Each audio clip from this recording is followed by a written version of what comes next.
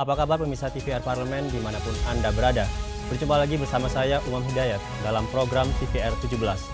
Tepat pukul 17 waktu Indonesia Barat, kami hadirkan kepada Anda sejumlah informasi paling baru dan menarik seputar kinerja dan kegiatan DPR RI yang telah disajikan oleh redaksi TVR Parlemen. Pemirsa TVR Parlemen, inilah TVR 17, edisi Jumat 2 September 2022.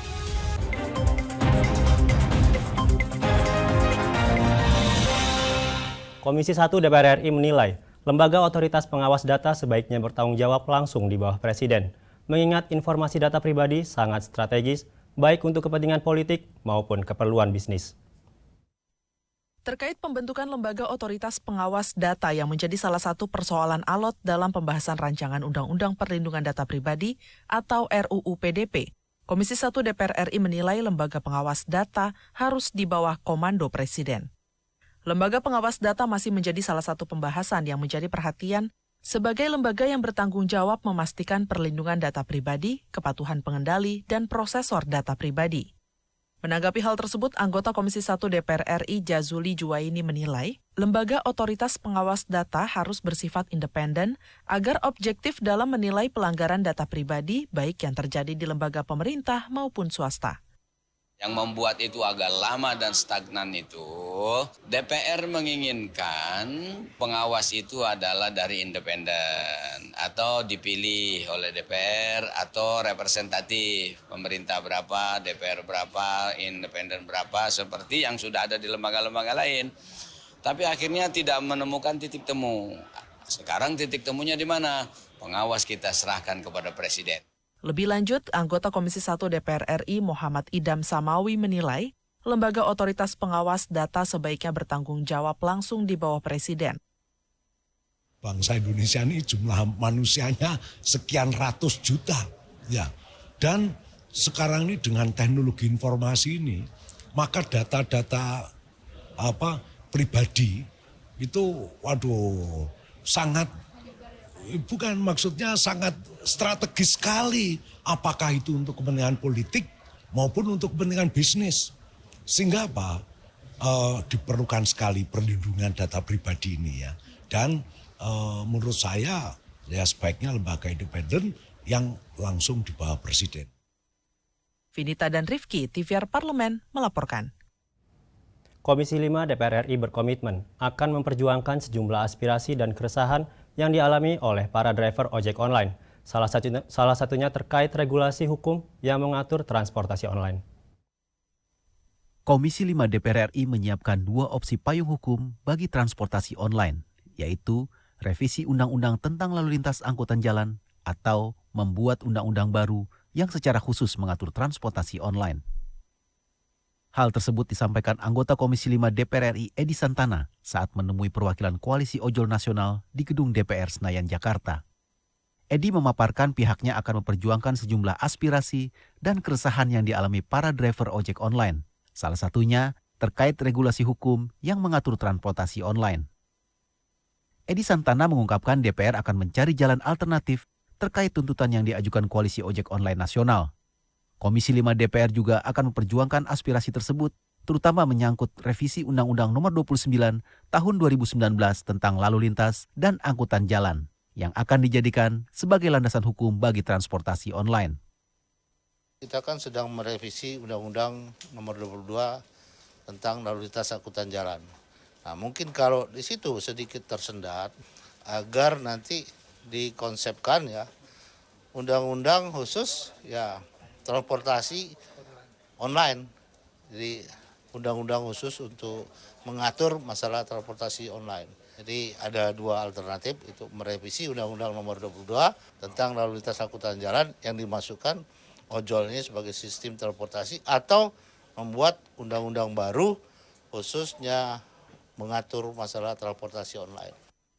Komisi 5 DPR RI juga akan segera mengundang seluruh stakeholder terkait, seperti Menkominfo, Menhub, KPPU, pihak aplikator, serta perwakilan aliansi driver ojol untuk mencari titik tengah permasalahan dan membahas payung hukum bagi transportasi online. Ken dan Kiki, TVR Parlemen melaporkan. DPR RI meminta pemerintah untuk menyiapkan solusi jangka panjang bagi masyarakat yang rentan terdampak kenaikan BBM dan meminta pengawasan yang ketat agar penyaluran bansos berjalan efektif. Pemerintah telah menyalurkan bantuan sosial yang disebut sebagai pengalihan subsidi BBM kepada kelompok yang rentan terkena dampak jika harga BBM resmi dinaikkan. Anggota Banggar DPR RI menilai kebijakan tersebut hanya solusi jangka pendek. Pemerintah seharusnya menyiapkan solusi jangka panjang bagi masyarakat rentan terdampak kenaikan BBM. Tambahan anggaran bansos yang disiapkan pemerintah sebesar 24,17 triliun rupiah. Sukamta menyebutkan kenaikan BBM dan dampak yang ditimbulkan bersifat permanen, mengingat akan terjadi kenaikan harga di berbagai aspek, seperti transportasi, harga komoditas, dan bahan-bahan pokok, sementara saat ini harga sejumlah bahan pokok sudah naik. Sukamta menyarankan adanya solusi jangka panjang masalah transisi energi dan menyediakan fasilitas transportasi publik yang memadai. Ya itu mungkin untuk jadi hiburan oke lah ya, tapi serius dampaknya ini permanen ini mungkin akan jauh lebih besar daripada kehilangan 25 triliun untuk BLT. Sementara itu, anggota Banggar DPR RI Bobi Adityo menilai pemerintah belum memiliki data yang valid dan terintegrasi untuk penyaluran bansos, melainkan data sporadis milik pemerintah. Bobi menilai akan ada mekanisme pengawasan untuk membantu penyaluran bansos berjalan efektif. Karena kalau sekarang kan masih ada TDKS dari Kementerian Sosial, tetapi untuk pemberian subsidi pupuk atau misalkan beli subsidi BBM itu kan masih belum jelas datanya. Jadi sekarang sudah akan kita mintakan ada upaya untuk membuat jadi satu data. Betul, kalau yang sekarang ini masih terjadi penggunaan data yang sporadis atau sektoral, belum yang integratif. Teresia Butar-Butar, TVR Parlemen melaporkan. Pemerintah Indonesia memberi sinyal segera menaikkan harga Pertalite dan solar dengan menyiapkan bantuan sosial tambahan. Informasinya saat lagi, untuk itu tetaplah di TVR 17.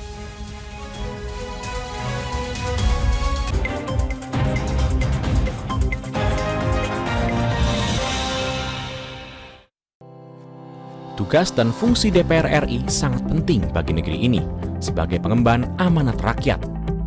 Namun tidak banyak yang tahu apa saja fungsi dan tugas dari DPR.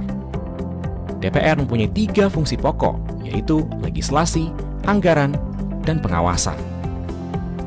Ketiga fungsi tersebut harus dilaksanakan dalam kerangka fungsi representasi yang mengedepankan kepentingan rakyat berdasarkan aspirasi masyarakat dan untuk kesejahteraan rakyat.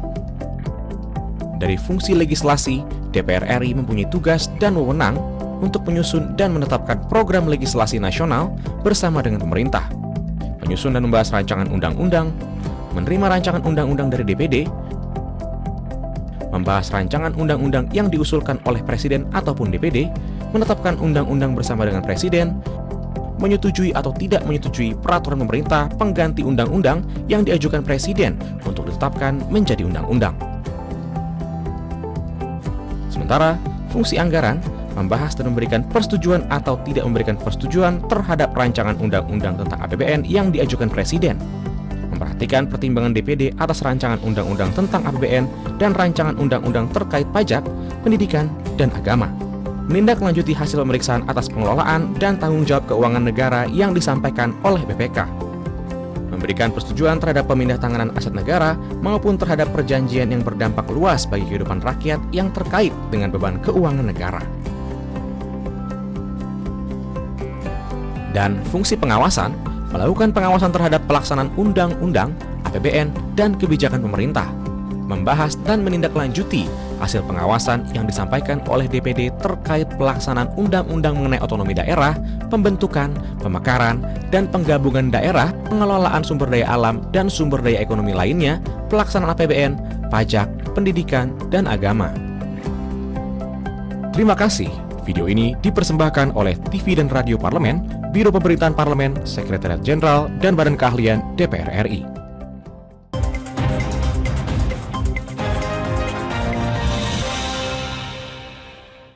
Kembali di TVR 17, pemerintah akan menggelontorkan sejumlah program bantuan sosial jelang kenaikan harga BBM bersubsidi, dengan harapan mampu menjadi jaring pengaman bagi masyarakat golongan miskin.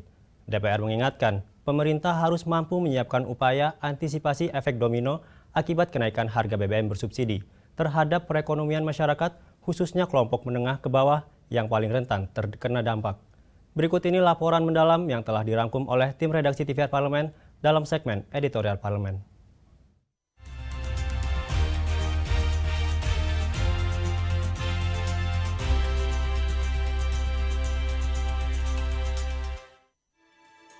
Pemerintah menganggarkan subsidi energi untuk tahun 2022 sebesar 502 triliun rupiah.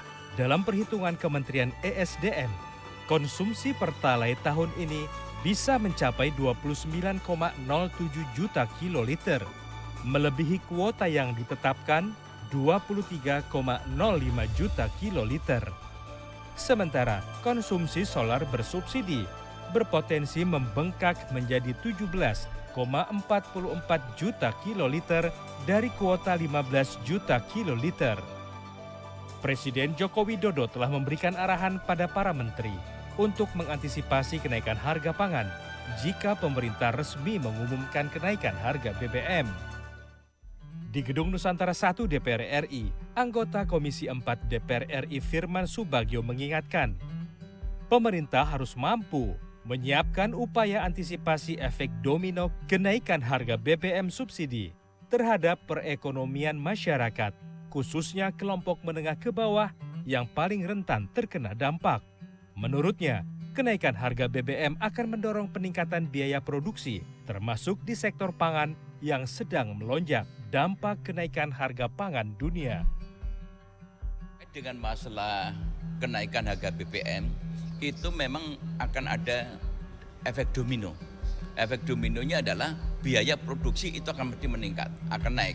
Oleh karena itu konsekuensi daripada kenaikan BBM ini, mata rantainya atau efek domino adalah yang terkait dengan masalah kebutuhan pangan pokok. Di negara-negara lain itu yang namanya tingkat kenaikan kebutuhan pangan itu sudah mencapai 30%. Indonesia masih landai. Sementara itu, anggota Komisi 11 DPR RI Ahmad Najib meminta pemerintah hati-hati dalam mengambil kebijakan terkait kenaikan harga BBM bersubsidi.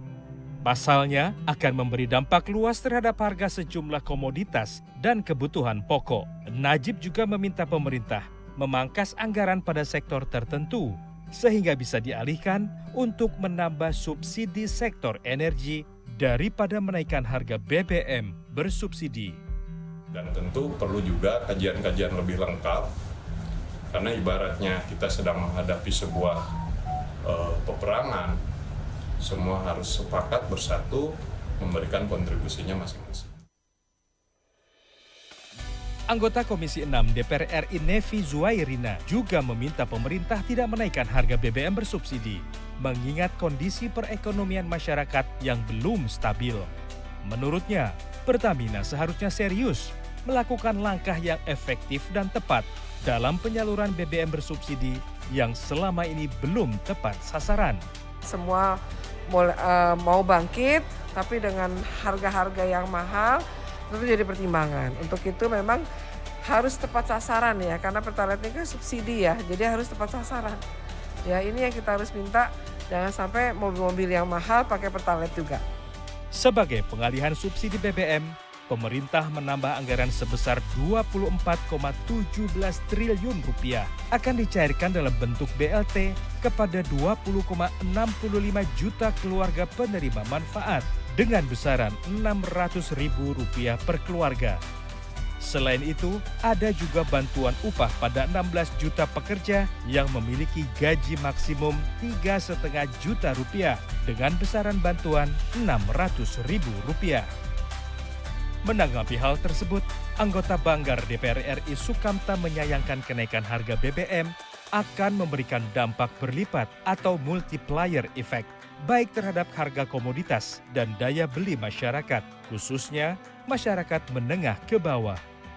Menurutnya, pemberian kompensasi atau bantuan sosial dalam bentuk apapun bukan menjadi solusi bagi masyarakat yang rentan terkena dampak kenaikan harga BBM.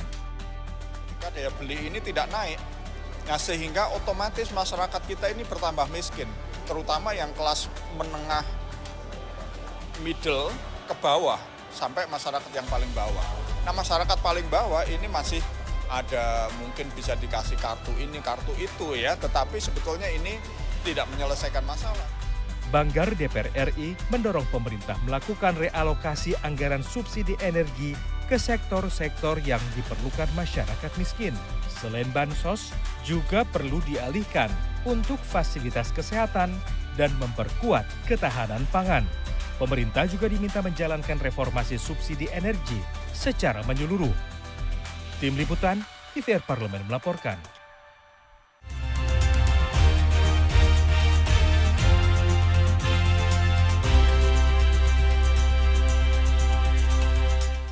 DPR RI mendorong Indonesia dan Timor Leste membentuk perjanjian bilateral di bidang investasi.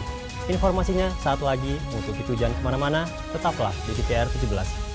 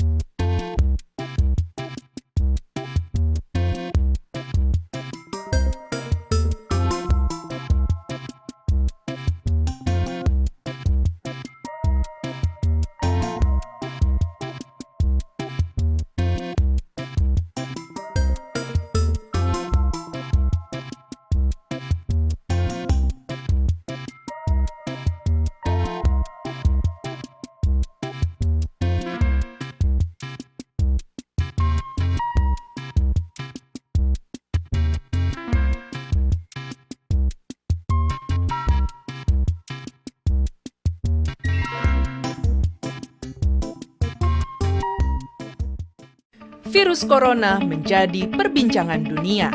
Beberapa negara sudah terjangkit. Ribuan orang di Indonesia terkena virus ini. Kita perlu antisipasi dengan melakukan hal berikut. Cuci tangan dengan sabun dan antiseptik. Gunakan masker atau penutup mulut saat bersin dan batuk. Masak telur dan daging hingga matang. Hindari kontak dengan hewan. Tidak saling berjabat tangan. Tidak berinteraksi dengan penderita. Jika memiliki demam tinggi, batuk, pilek, gangguan pernafasan, sakit tenggorokan, dan letih lesu, segera periksakan ke dokter. Waspada virus corona, cegah penyakit sejak dini. Dipersembahkan oleh TVR Parlemen, Biro Pemberitaan Parlemen, Sekjen dan DK DPR RI.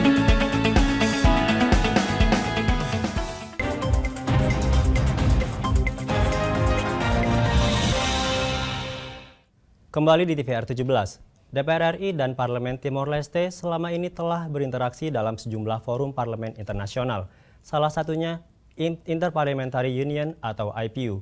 Untuk itu DPR mendorong kedua negara memperkuat kerjasama bilateral dengan membentuk perjanjian di bidang investasi dan berbagai sektor lainnya.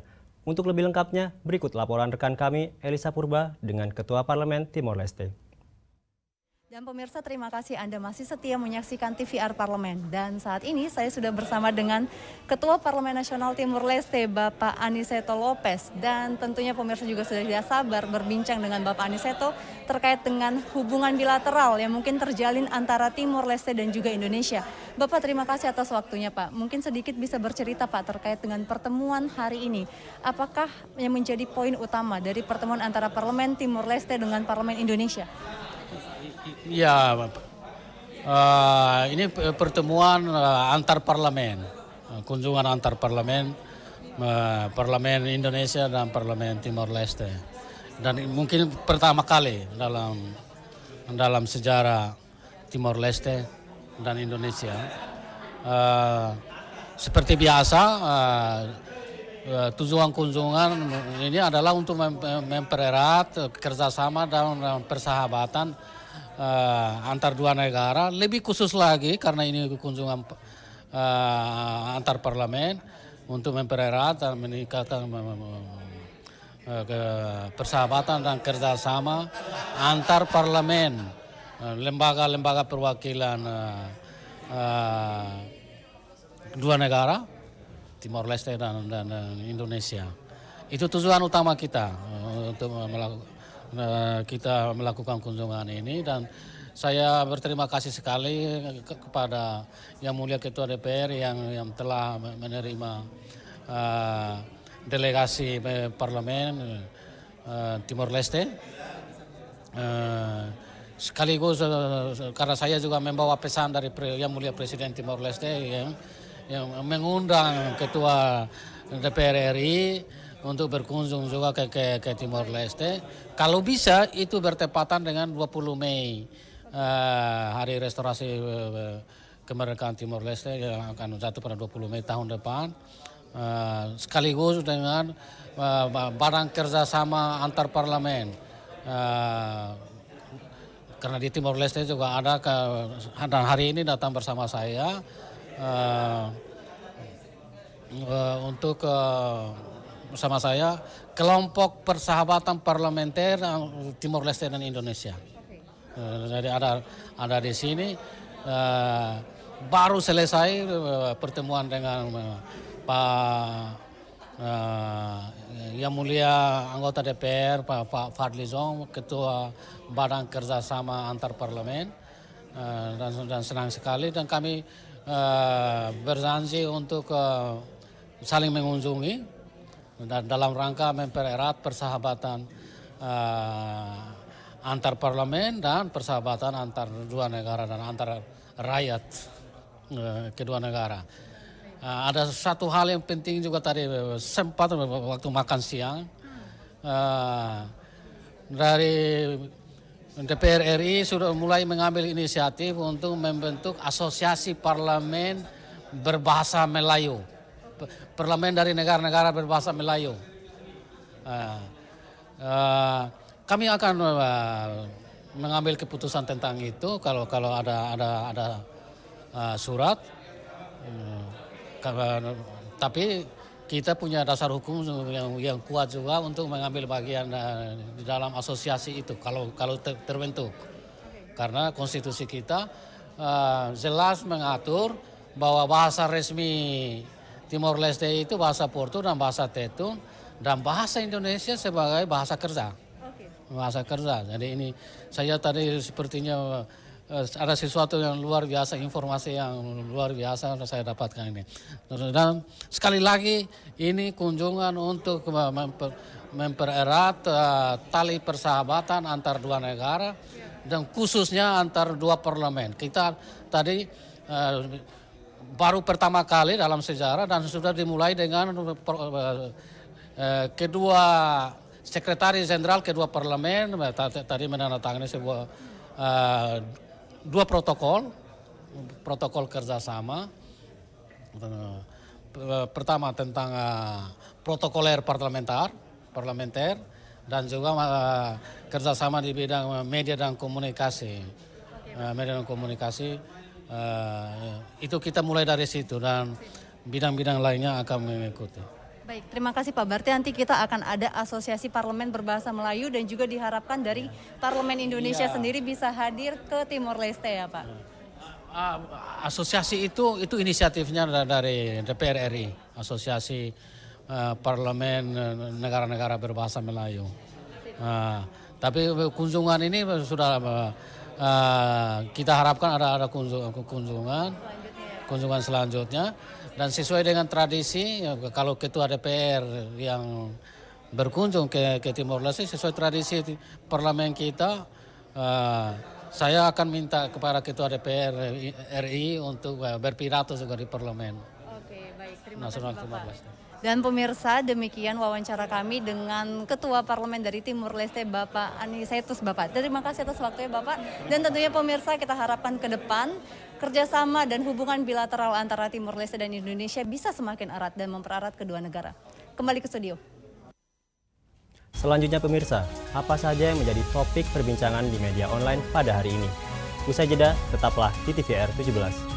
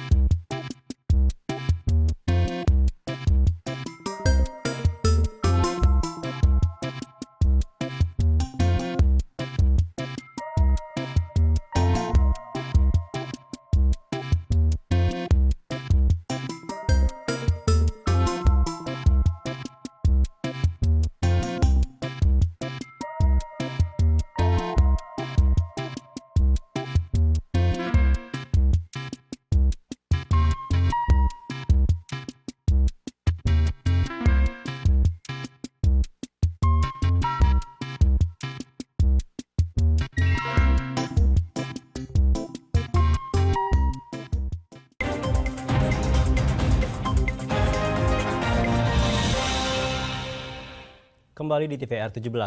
Kali ini kita masuk ke segmen media nasional. Mari kita simak apa saja yang disoroti media nasional tentang isu-isu terkini serta tanggapan dari sejumlah anggota Dewan. Bersama rekan kami, Rini Reski.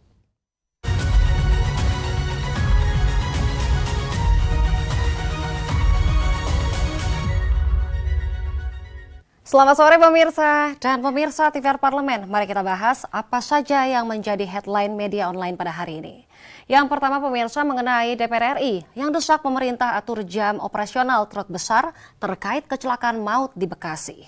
Kita bisa lihat dari beberapa portal media di sini membahas dan salah satunya Wakil Ketua DPR RI yaitu Muhaimin Iskandar angkat bicara ihwal peristiwa kecelakaan maut truk trailer yang menabrak halte bus di depan SD Kota Baru 2 dan juga 3 Jalan Sultan Agung Bekasi Barat.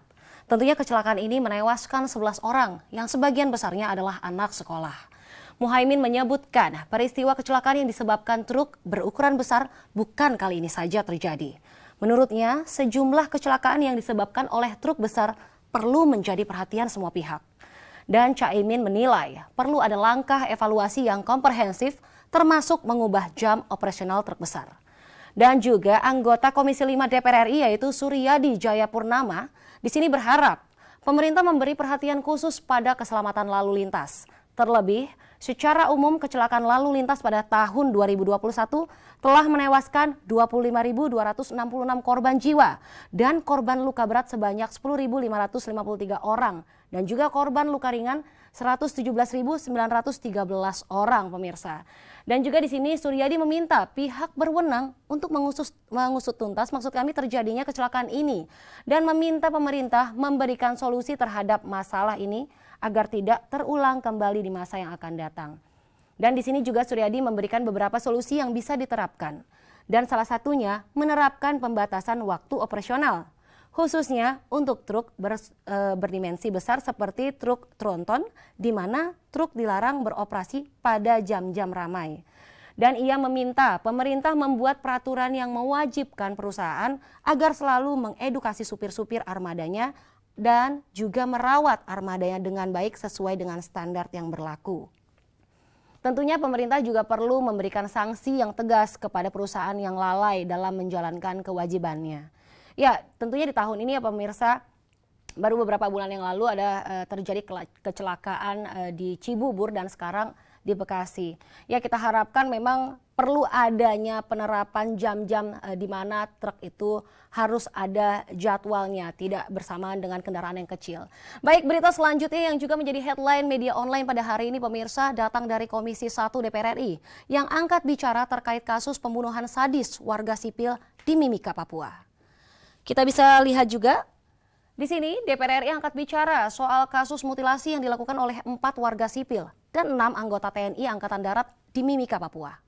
Sebagai informasi pemirsa, telah ditemukan jasad korban mutilasi di dalam 4 karung yang ditemukan di Sungai Kampung Pigapu, Distrik Iwaka, Kabupaten Mimika, Papua pada Sabtu 27 Agustus lalu. Dan saat ini sebanyak 6 personel TNI AD telah ditetapkan sebagai tersangka kasus tersebut. Anggota Komisi 1 DPR RI, Effendi Simbolon mengusulkan dibentuknya tim khusus untuk menangani kasus ini.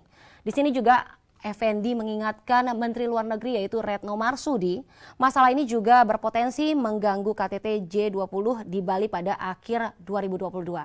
Dan DPR RI akan meminta penjelasan Panglima TNI Jenderal Andika Perkasa dan Kepala Staf Angkatan Darat yaitu Jenderal Dudung Abdurrahman untuk mengetahui motif dan latar belakang dari pembunuhan tersebut.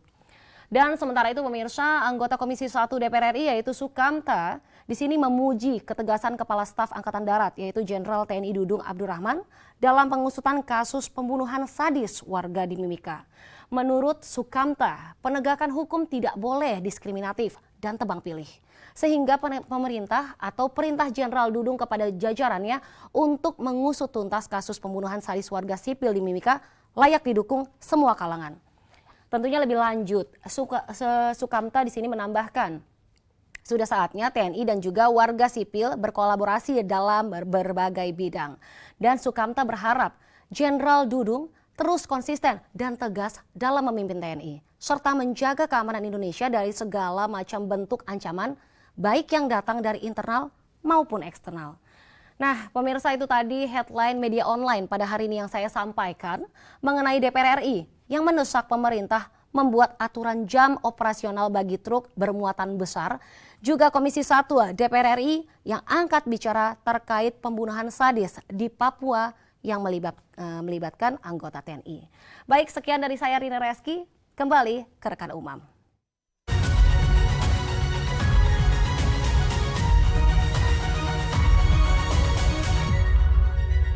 Terima kasih Rini yang telah menyampaikan sejumlah sorotan dari media online nasional pada hari ini. Pemirsa TVR Parlemen, segmen media online tadi sekaligus menutup program TVR 17 edisi sore hari ini. Jangan lupa kembali kami ingatkan, virus COVID-19 masih ada. Untuk itu terus taati protokol kesehatan dimanapun Anda berada. Saya Umam Hidayat beserta seluruh kru TVR Parlemen yang bertugas mengucapkan terima kasih dan undur diri dari hadapan Anda. TVR Parlemen, referensi Indonesia.